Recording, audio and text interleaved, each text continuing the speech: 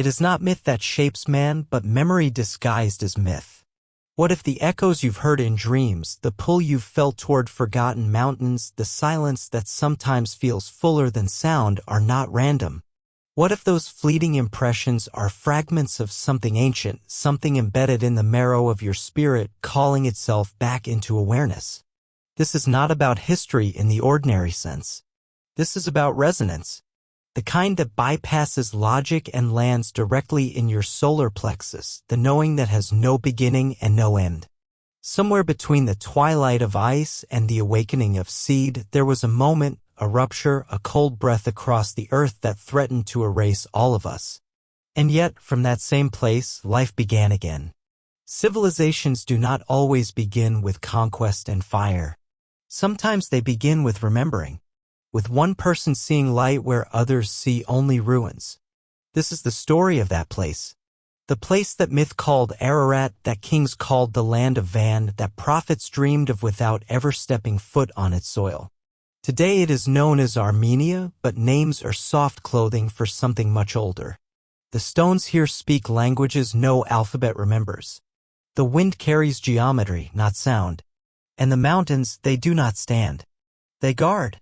Why do so many ancient stories, from the Torah to the Sumerian tablets, from Zoroaster's hymns to Viking sagas, point back to this region with solemn awe as if it held a key? Why did the Ark rest here? Why did the gods descend here? Why does every mythology whisper of a reboot, a reseeding, a return, and then fall silent as if the rest is forbidden? The soil here remembers. The rivers that have no names on maps still carry frequencies. The people who walk this land walk beside ghosts not with fear, but with reverence. Because they carry it. Not just bloodlines, but blueprints. This story is not made of facts. It is made of signals. It is not for the curious mind. It is for the soul that already knows. And if you're listening now, it means the signal has reached you. We begin not with a date or an empire. We begin with a memory. They told us that the world moves forward in a line, simple, clear, relentless, from cave to kingdom, from torch to satellite, from dust to dominion. But beneath that narrative, beneath the neatly packaged chapters of progress, there lies another current, one that spirals, pauses, forgets, and then, when all seems lost, remembers. And that remembrance always begins with a wound. There was a winter once, so vast and sudden it seemed to silence the sky. It wasn't a metaphor. It was an event. A planetary sigh so deep it nearly extinguished breath itself. The younger Dryas, the last great cold pulse, swept across the earth like an unseen hand erasing a fragile equation. Ice returned where spring once lived. Rain fell where fire had been. The balance fractured. And in that fracture, the seed of everything we now call civilization was placed, not by chance, but by necessity. The mythologies call it the Great Flood. Not just one, but many. The story of Noah is not alone. There is Ziusadra. There is Yima. There is the endless repetition of water washing away the arrogance of men and the echo of beings who whispered to those few who could still hear, gather the seed. Shelter the essence. What is lost can be regrown. In ancient Persia, they said a great winter was coming, and Yima, forewarned by the voice of Ahura Mazda, built a var, an underground sanctuary, a biosphere of the best flora and fauna. In Mesopotamia, they said a voice from the stars told Ziusadra to build a vessel before the waters rose. In the Hebrew tongue, Noah was told to save the remnant. These are not separate stories.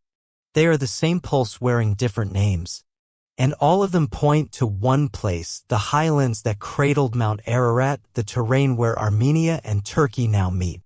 This was not just safe ground. It was chosen ground. Elevated, stable, resonant, as if designed to receive a transmission that most of the earth had already forgotten. What do you call a place where memory survives catastrophe? You call it sacred. What do you call the moment when extinction is interrupted by intervention? You call it origin. And what do you call the beings who step into that silence not as gods, but as gardeners to plant again what frost had killed? You wait. You watch. You remember. Because they never left. Not all teachers speak in words. Not all guides wear the garments of prophets. Some arrive on the wind, cloaked in mystery, shaped in silence, stepping not from myth but from memory, emerging not from heaven but from doorways of light. The Urartian stones called them Tingir. Winged beings carved with hands too precise for stone, eyes that do not belong to time, tools that seem both sacred and scientific. They were not worshipped as gods. They were honored as kin from a forgotten origin. The Tingir arrived when the soil was still unsure of itself, when insects had vanished, when pollination, the breath between flower and fruit, no longer occurred as it once had. And so they showed the people how to begin again. Not with thunder, not with fire. With care. With hands. With pollination done not by nature, but by intention. A sacred act. A ritual of survival. They took the pine cone, the mulu, and the vessel, the bandu, and moved from plant to plant, bringing fertility back with deliberate touch. This was not magic. This was horticulture woven with memory. A knowledge so refined it could imitate bees. Could restore balance. Could birth cities. They were seeding not just fields, but futures. You see, civilization does not begin with laws or language or war. It begins when a tree bears fruit again after silence. It begins when a seed once thought lost opens to the sun. That is when humans believe they have a future. That is when culture is born. That is the moment the Tingir gave us. Their images repeat in Armenia, in Van, in Assyria, in the ancient sanctuary of Ionis, in the palace of Ashurnasirpal too, always the same, a winged being, applying the sacred fluid to a sacred tree, beside them the strange handbag. Of the gods, in the sky a disk with wings, a person inside, watching. Are these metaphors, or are they memory rendered in symbol? Look closer. These are not random artifacts. They are instructions. Preserved not in text, but in art. Preserved for those who might one day forget how to live and might one day need to remember. And in remembering, perhaps begin again. There are no straight lines in true memory. Only spirals. Only echoes. Only symbols that repeat across continents, carved in stone, burned into clay, whispered into myth, waiting for those with eyes to see them not as decoration, but as doorway. The Urartians did not build temples merely for worship. They built instruments. Their sanctuaries were aligned east to west as if expecting light to arrive at a precise hour.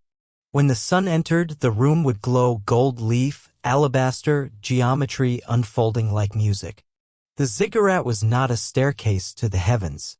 It was a signal tower, a tuning device, a call and a welcome. They spoke of Miri, the bright doors, the portals through which the Tingir came and went, not with fanfare, but with resonance. A shimmering between worlds. In Norse stories, the same symbol appears, a rock with a door and a radiant light behind it. No fire. No smoke. Only light. Always light. And what is light but the fingerprint of frequency? These were not myths of gods descending in rage or glory. These were memories of contact, quiet, surgical, timely. These were beings who came through light, worked with seed, with soil, with breath, and left through light again. The carvings say it plainly. But you must look not with eyes of analysis, but with eyes of remembrance. The flying discs, round, shield-like, wings on either side, are seen not just here, but in Sweden, in Mesopotamia, in Mesoamerica. Sometimes they are above the heads of the beings. Sometimes they are the beings. A body with a disc as its torso, a shorthand carved in stone to say, this one came from above. And again, the Tingir appear with tools, not weapons. With cones, with vessels, with implements of cultivation. These are not warriors. These are healers of ecosystems. Engineers of balance. Symbols once held the entire curriculum of consciousness. Today we see them and ask, what is this? But the ancients knew. You do not read a symbol. You feel it. And if your bones remember, the meaning will arrive without sound. So they left symbols as mirrors. Portals not to enter physically, but energetically. They knew we would forget. But they also knew forgetting is a part of the spiral. The return is encoded. And when we begin to recognize these symbols not as art, but as alignment, then and only then do the doors begin to glow again. Civilizations do not disappear. They migrate. Their stones may fall. Their names may be erased. But their patterns travel. Their songs change language, but not melody. Their symbols change shape, but not meaning.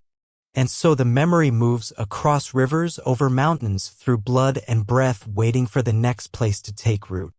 When the cold had passed and the earth began to soften, something stirred in the hills of southeast Anatolia, what we now call Turkey, what once was the cradle of Van.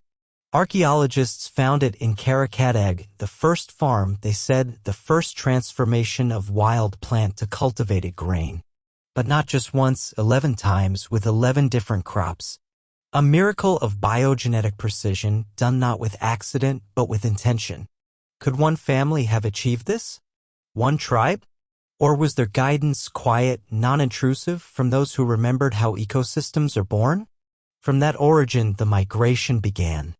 Northward, westward, through the Balkans, across the plains, into what is now Ireland. At Ballintoy, in County Antrim, DNA from ancient bones told a story no book had written, that the people who began farming in Ireland were not local. They had come from Anatolia. They carried with them not just seeds, but calendars. Not just knowledge, but memory. The builders of megaliths, the carvers of spirals into stone, the aligners of temples to stars, they were not copying. They were continuing. The journey of knowledge had not ended. It had taken a new form. In the 1200s, a Norse historian named Snorri Sturluson wrote of the Aesir, the gods of the Vikings who came from a land called Assaland, far to the east, near the Black Sea. He said they brought language, order, and memory. That their presence was so profound it reshaped the people they encountered. We now think of these as myths.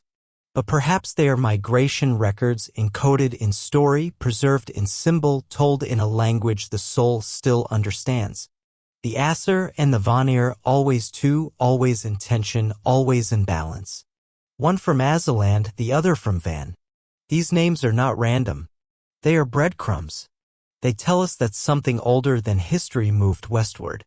Something precise. Something deliberate. And with it came the memory of stars, of seed, of sound. The blueprint of how to live in balance, not as rulers over nature, but as listeners within it. The question is no longer if they came. The question is, how much of their path still runs through your bones? We are not at the beginning. We are at the spiral's turn. What feels like collapse may, in truth, be the echo of a cycle returning to its origin. The ecosystems fray. The balance tips. The soil grows quiet. And yet, beneath the static of modernity, there is a signal, old, patient, undiminished, whispering the same truth it whispered in the cold before the first seed. You are not separate from the earth. You are its remembering. What the Tinger taught was not just horticulture. It was covenant. An agreement between being and biosphere, between intelligence and ecology. A shared promise, when the rhythm is broken, we return, not with fire, but with knowledge. Not with salvation, but with instruction. And now we stand in the same silence our ancestors once stood in. Pollinators vanish. Crops fail. Climate flickers like a dying flame. We speak of AI, of colonizing other planets, of escaping. But the answer is still here. In the earth. In the seed. In the breath. The story of Edmund Albius, the 12-year-old slave who discovered the hand pollination of vanilla, is no coincidence. His forgotten wisdom is a fractal of the ancient memory, the child who, without training, restored a lost relationship between plant and human. And yet, the system discarded him, just as it discards all those who remember without permission. But the Urartians remembered differently. They carved the Tinger into stone. They aligned their temples to their return. They passed the memory in symbols, in sanctuaries, in song. They understood something we have forgotten, that the sacred is not loud. It is persistent. And when you lose the balance, when you destroy the pollinators, when the food no longer grows, the sacred returns. Not to rule. To remind. The question is not whether they will come again. The question is whether you will recognize them when they do. Because perhaps they never left. Perhaps they are waiting not above, but within, inside your breath, your vision, your hands, to be remembered, reawakened, re-embodied. Not in ritual, but in rhythm. Not in belief, but in balance. Not as saviors, but as seeds. And maybe your presence here is no accident. Maybe you are part of the return. We do not awaken through facts. We awaken through resonance. Through the subtle but unshakable sense that something ancient is rising again, not from books, but from within. It begins softly in the quiet between breaths, in the dream that feels older than your name, in the symbols that follow you like echoes from a language your lips have never spoken, but your soul has never forgotten. Karahunch, Armenia's standing stones. Older than Stonehenge. A circle of giants etched into the earth. For centuries, they stood as puzzles. But look closer, viewfinders. Alignments. Constellation markers. A sacred observatory facing Cygnus, the swan constellation, the same one revered in ancient Egypt, the same one encoded in the mound builders of the Americas. A sky map for contact. A memory carved in basalt. We once knew how to listen. We knew that stones could speak. That sound could shift matter. That intention could sculpt reality. We knew that sanctuaries were not places to worship but places to remember, to tune our minds back to the cosmic rhythm. The Tingir were not gods. They were reminders. And they taught us to build temples that glowed with light, not to impress, but to signal. East to west. Light entering at the golden hour. Alabaster catching the sun. Gold leaf igniting like fire. And the priest drinks from the chalice, not to escape, but to see. To cross dimensions not with ships, but with silence. What the Urartians practiced, what the ancient Greeks called the Kikian, what the Egyptians prepared in their blue lotuses, what the Persians preserved in ritual drink, was not superstition. It was technology. Biological, vibrational, ceremonial. A tool for alignment. For bridging the worlds. And now you walk among these symbols, in museums, in ruins, in architecture that whispers instead of shouting, and you feel something stir. You are not learning. You are remembering. The return is not thunder. It is subtle. It moves through curiosity, through dreams, through synchronicity. Through the sudden need to be in nature. Through the knowing that does not come from books. Through the pulse beneath your skin that says, now is the time. Not to repeat Atlantis, but to complete it. Not to rebuild what fell, but to embody what was intended, a civilization not ruled by ego, but harmonized by consciousness. And the question remains not who were the Tingir, but who are you now that you remember them? Because the door is glowing again. The spiral has turned, and you are standing once more at the threshold. Welcome back. If something stirred within you, even if you can't name it, trust that. That flicker is not imagination. It's memory waking up. If you felt the resonance, the thread pulling you towards something just out of view, then stay with it. There are more stories waiting. Stories that are not stories at all, but keys. They are right here, now on your screen. Let your intuition choose where to go next. And if something in you remembered even for a moment, leave a comment. Let the others know they are not alone in this remembering. Subscribe, not just to follow, but to walk this spiral with us, to keep listening, feeling, decoding. Because what's coming is not a new truth. It's the return of an ancient one. And it wants to speak through you.